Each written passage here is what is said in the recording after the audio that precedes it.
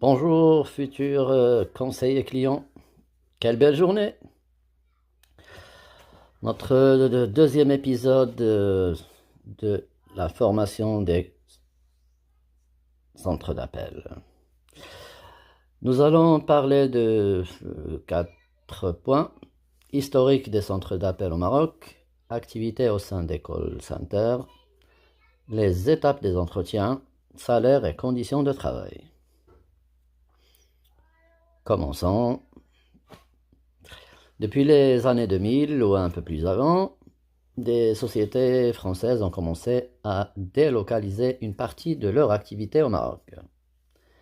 Définissons tout d'abord ce que c'est qu'un centre d'appel. C'est une société qui sous-traite une partie ou la totalité d'un service d'une autre société. Pourquoi?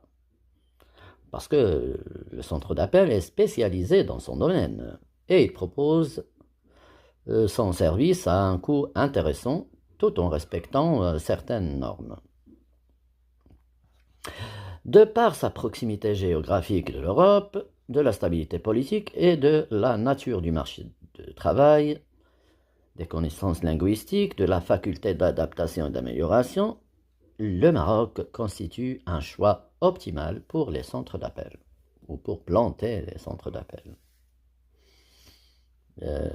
Ce terme est utilisé, planter les centres d'appel, et ça nous interpelle et ça nous fait penser à une plante qui va grandir, qui va suivre les saisons, et voilà, qui va mûrir et donner naissance à d'autres activités, d'autres branches, d'autres centres d'appel.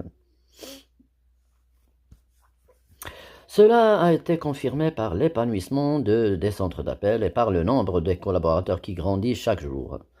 Certains call centers ont pu chaque année installer un nouveau site.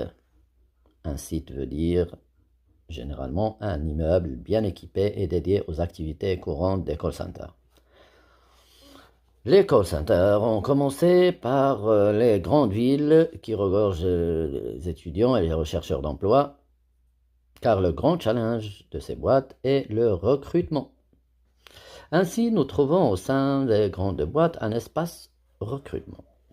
Sinon, ils établissent des relations avec les bureaux de recrutement ou avec les agences nationales qui se chargent de la relation entre recruteurs